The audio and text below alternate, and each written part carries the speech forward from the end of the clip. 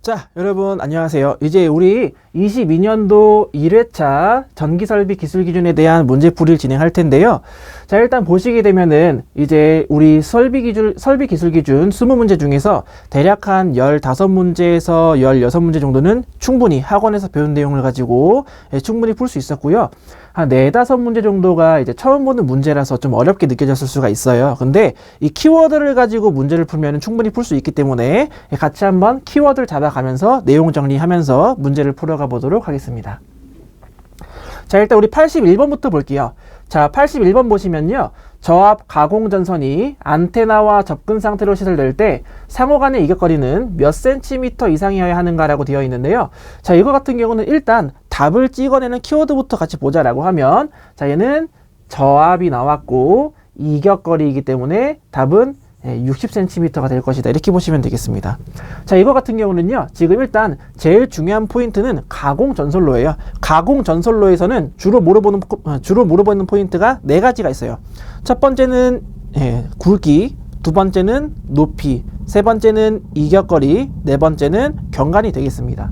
자, 그래서 그 중에서 지금 이격거리를 물어보게 되는데, 이 가공 전선로의 문제를 풀 때에는 저압인지 고압인지 특고압인지만 확실히 구분해 주시면 문제를 푸는 데는 큰 어려움이 없을 겁니다. 자, 그래서 그냥 간단하게 말씀드려보면은, 자, 가공 전선로의 이격거리 물어본다 그러면은 이 뒤쪽에 안테나가 오냐 뭐가 오냐가 중요한 건 아니에요. 지지물만 아니면 돼. 자, 그래서 뭐 삭도가 오든 다른 전선이 오든 간에 아무튼 저압의 이격거리다 그러면은, 자, 가공 전선로 이격거리 물어보는 상태에서 저압일 때는 60cm, 고압일 때는 80cm로 진행하시면 되겠습니다. 만약에 얘네가 케이블이었다라고 하면, 케이블 아니니까 60 됐는데, 케이블이었다라고 한다면 얘는 30cm, 얘는 40cm. 반절 잘라주시게 되면은 케이블일 경우에 이격거리가 되고요. 그 다음에 82번 볼게요. 자, 고압 가공 전선으로 사용한 경동선의 안전율이 얼마 이상의 리도로 시설하여야 하는가. 이거 같은 경우는, 자, 일단 포인트는 전선의 안전율을 물어봤다라고 하는 게 포인트가 되겠습니다. 자, 저는 항상 그래요. 자, 만약에 문제에서 전선의 안전율을 물어본다. 전선의 안전율을 물어본다면 저는 개인적으로 이렇게 말씀드려요. 무조건 2.5로 해주세요 라고 말씀드립니다. 자, 그래서 자, 전선의 안전율이기 때문에 2.5로 진행하려고 했는데 단 조건이 붙어요. 뭐가 붙냐면은, 자, 경동선 또는 내열 동압금선일 때, 경동선 또는 내열 동압금선일 때에만 2개니까 2.2로 진행한다라고 말씀드립니다. 2.2. 자, 그래서 일반적으로는 전선의 안전율이기 때문에 2.5를 진행하는 게 맞지만, 여기서는 경동선을 물어봤기 때문에 답은 2.2, 2번이 되겠습니다. 2번, 82번의 답은 2번이고요. 그리고 83번, 사용전압이 투투나인인 특고압 가공전선과 그 지지물, 완금류, 지주 또는 지선 사이의 이격거리는 몇 센티미터 이상이어야 되는가. 얘는 따지고 보면 지지물의 이격거리가 포인트가 됩니다. 지지물의 이격거리. 자, 그래서 지지물의 이격거리 그러면은, 자, 이게 주로 나오는 게 여러 가지 있지만 주로 나오는 거는 3가지 정도로 좁힐 수가 있어요. 범위를. 그러면은 15kV에서 25kV 사이일 때, 60kV에서 70kV 사이일 때, 160kV에서 200kV 사이일 때, 이때의 이격거리가 가장 잘 나온다라고 말씀드릴 수가 있습니다. 자, 그래서 15kV에서 25kV 사이일 때는 20cm, 60kV에서 70kV 사이일 때는 40cm, 160kV에서 200kV 사이일 때는 110cm로 진행하시면 되겠습니다. 근데 지금 83번에서 주어진 전압값은 22.9, 15에서 25 사이이기 때문에 답은 20cm, 2번이 될 거고요. 2번. 그리고 84번 같은 경우는 기존의 기출문제라든지 다른 문제에서 쉽게 볼 수 없는 유형이 있기 때문에 되게 어렵다라고 생각이 들었을 수 있어요. 근데 이거 같은 경우는 확실히 어려운 문제가 맞아요. 왜냐면은 급전선에 대한 모든 특징을 모른다면 풀 수가 없는 문제이기 때문에 어려운 문제가 맞습니다. 근데 일단 이거는요, 단순 암기이기 때문에 일단 답이 1번이에요. 1번하고 넘어갈게요. 2, 3, 4번은 맞지만 1번에 대한 조항은 없기 때문에 1번이 잘못됐습니다. 1번. 85번. 자, 진열장 내 배선으로 사용전압 400V 이하에 사용하는 코드 또는 캡타이어 케이블의 최소 단면적은 몇 미리 스퀘어인지 물어보고 있는데요. 자, 최소 단면적을 물어보는 거는 이제 이 굵기 최소 단면적 물어보는 게 정해져 있어요. 그래서 이제 어떤 게 나오냐에 따라서 이 굵기가 달라지는데, 일반적으로 캡타이어 케이블 그러면은 0.75mm2가 될 거고요. 연동선을 물어볼 경우에는 2.5mm2. 그 다음에 문제에서 최대라든지 관이라고 하는 키워드 같이 들어가 있다, 이럴 때에는 뭐 10mm2 이런 식으로 정해진 굵기가 있는데, 이 문제에서는 캡타이어 케이블에 대한 최소 단면적을 물어봤기 때문에 답은 3번 0.75가 될 거고요. 그 다음에 86번.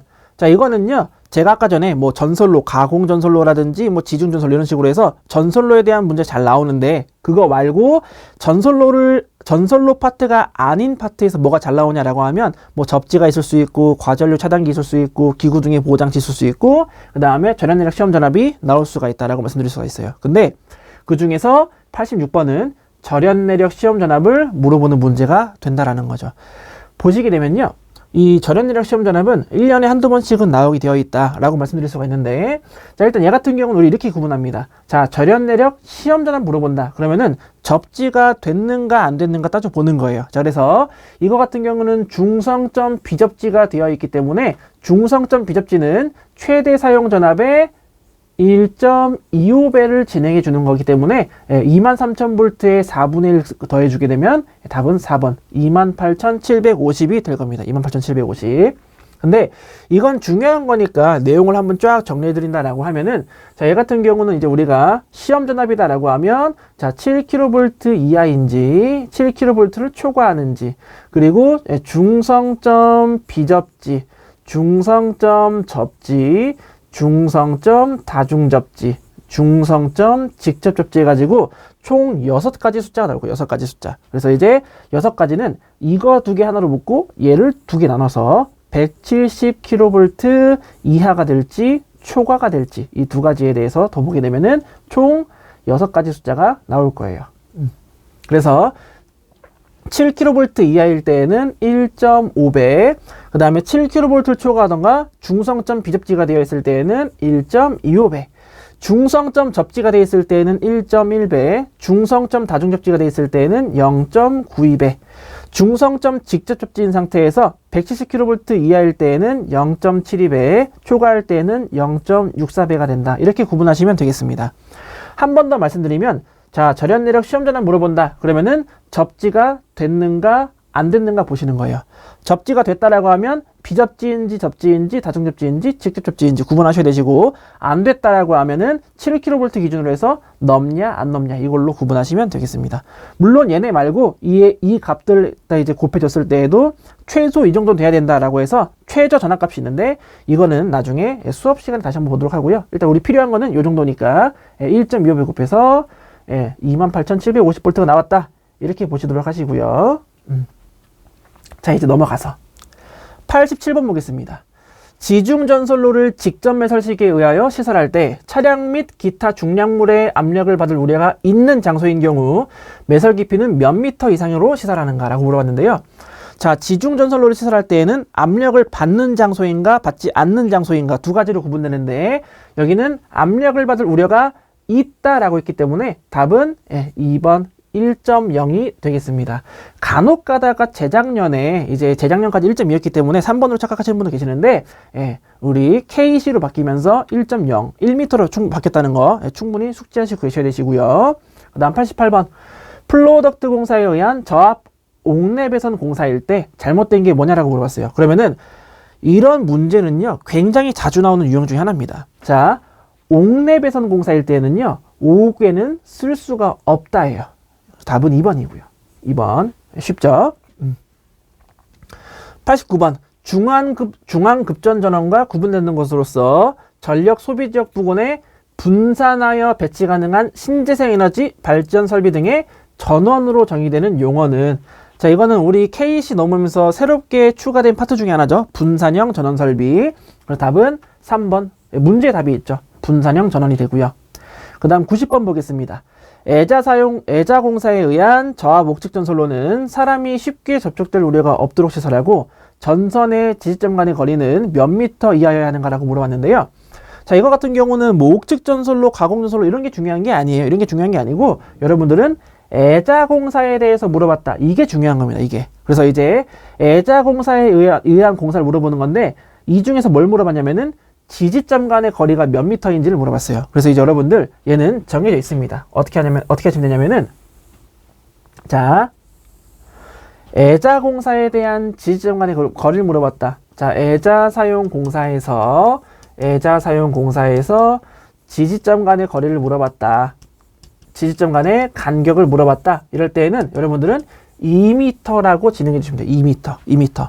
단 사람이 자주 출입하지 않는다던가 또는 조형제 면을 따르지 않을 때에는 조형제라고 하는 것은 벽이나 천장을 의미하는데 아무튼 이러한 조형제 면을 따르지 않는 것은 6m 이하로 한다라고 보시면 되겠습니다. 자, 아무튼 6이 없죠. 그러니까 일단 조형제 면 따른다 따르지 않는다 이런 말도 없고 아무튼 자 애자사용공사에서 지지점 간의 간격은 2m 해가지고 답은 3번이 되겠고요. 3번 91번 저압 가공전선로의 지지물이 목주인 경우 풍압 하중의 몇 배의 하중에 견디는 강도를 가지는 것이어야 하는가. 이거는 자 목주의 안전율을 물어본 거예요. 목주의 안전율. 여러분들 목주는요 우리나라에서 자주 사용되지 않는 거다 보니까 뭐 그렇게 자주 출제되는 파트는 아니에요. 근데 나온다면 그렇게 어려운 파트가 아니기 때문에 암기해 주시는 게 좋습니다. 그래서 만약에 목주에 대한 안전율을 물어본다 그러면은 여러분들은 1, 2, 3, 4, 5를 기억해 주세요. 1, 2, 3, 4, 5. 자, 그래서 이제 1, 2, 3, 4, 5를 적어 주시는 거예요. 자, 이 상태에서 4는 죽을 사자라 죽었다 이렇게 하는 거예요. 죽었다. 그러면 위에서부터 잘라서 저압, 고압, 특고압이 되겠습니다. 저압은 1.2, 고압은 1.3, 특고압은 1.5가 된다. 이렇게. 그래서 이제 여기에서는 저압에 대한 안전율을 물어봤기 때문에 답은 1.2 해가지고 1번이 되고요. 1번. 자, 그리고 교류, 전차선 등 충전부와 식물 사이의 이격거리는 몇 미터 이상이어야 하는가? 자, 이거는요, 포인트가 이거예요. 식물이라고 하는 거는 어떤 거에 근접해 있냐에 따라서 이 이격거리가 상당히 달라집니다. 근데 그 중에서 어떤 거? 전차선과의 이격거리를 물어보고 있어요. 얘는 다른 이격거리들에 비해서 확실히 튀는 숫자라서 암기하기 쉬웠을 겁니다. 자, 만약에 전차선과 식물 사이의 이격거리가 얼마냐 라고 물어본다면 여러분들은 답은 3번 5m로 진행해 주시면 되겠습니다. 뭐 저고압 가공전선과의 식물과 이격거리다라고 한다면 상시 부는 바람에 의해서 닿지만 않게 해주시면 되시고 뭐 특고압일 때에는 60kV 이하일 때 2m, 뭐 초과할 때에는 1만 볼트마다 12cm 가산한다 이런 게 있는데 뭐 아무튼 여기서는 전차선과의 식물과의 이격거리 물어보고 있기 때문에 답은 3번 5m가 되고요. 그리고 여러분들 아까 제가 위에서 시험 전환 말씀드릴 때 이제 전선로를 제외한 나머지에서 잘 나오는 게 과전류 차단기, 접지, 기구 등의 보호장치, 그 다음에 시험 전압이 있다라고 말씀드렸어요. 근데 그 중에서 93번 보시면요. 조상기의 내부 고장이 생긴 경우 조상기의 뱅크 용량이 몇 kVA 이상일 때 전로로부터 자동 차단하는 장치를 시설하여야 하는가라고 물어봤어요. 이게 기구 등의 보호장치 중에서 이제 조상 설비에 대한 보호장치를 물어보는 문제가 되겠습니다. 근데 그 중에서 조상기는 내부 고장밖에 없어요. 사고 원인이. 그래서 이제 조상기 내부 고장 그런다면 여러분들은 3번 15,000으로 진행해 주시면 되고요. 3번 15,000. 자, 94번 보겠습니다. 고장 보호에 대한 설명으로 틀린 것은 그랬어요. 그러면 1번 고장 보호는 일반적으로 직접 접촉을 방지하는 것이다 라고 되어 있는데 여러분들 KC 규정상에 보시면요. 고장 보호는 일반적으로 직접이 아니고 간접을 방지한다 라고 되어 있어요. 간접. 2, 3, 4번은 딱 읽어보시면 다 그럴듯해요. 맞아요. 그래서 이제 답은 1번이 되고요. 94번의 답은 1번. 그리고 95번. 자, 네온 방전 등 관등 회로의 전선을 애자공사에 의해 자기 또는 유리제의 애자로 견고하게 지지하여 조형제의 아랫면 또는 옆면에 부착한 경우 전선 상호 간의 이격거리는 몇 밀리미터 이상이어야 되는가? 이거 같은 경우는 이제 자, 네온 방전 등에서 이제 전선 상호 간의 이격거리가 얼마냐? 이렇게 보시면 돼요. 그래서 이제 얘는 답이 2번 60mm. 우리는 일반적으로 6cm라고 자주 외우죠. 그쵸? 60mm. 답은 2번이고요. 96번. 수소 냉각식 발전기에서 사용하는 수소 냉각 장치에 대한 시설 기준으로 틀린 것은? 하고 물어봤습니다. 자, 수소 가지고 냉각한다. 냉각 효율이 좋기 때문에 수소를 쓰는데, 자, 그러면 수소의 순도가 떨어진다면은 우리가 다시 85% 이상 올려줘야 되기 때문에 뭐 경보 장치 설치해줘야 되고, 4번 나와 있는 거죠. 발전기 내부의 수소의 순도가 85% 이하로 저하했을 때는 경보하는 장치 시설한다. 경보 장치 시설해야 되고, 그 다음에 수소다 보니까 폭발의 위험성이 있다. 압력계와 온도계를 설치해줘야 돼요. 그래서 3번에 보시면 발전기 내부의 수소의 온도를 계측하는 장치를 시설해야 된다라고 되어 있죠. 그래서 이제 3번과 4번 같은 경우는 제가 수업 시간에도 충분히 강조를 했던 내용들입니다. 근데 자, 이제 1번과 2번 보시면요, 수소를 통하는 관으로 동관을 사용할 수 있다. 그럴듯하고, 2번 수소를 통하는 관은 이음매가 있는 강판이어야 된다. 자, 제가 아까 전에 수소 냉각 장치에서 기본적으로 설치해야 되는 거는 3가지가 있다고 했어요. 3가지. 하나는 경보 장치, 하나 압력계, 하나 온도계.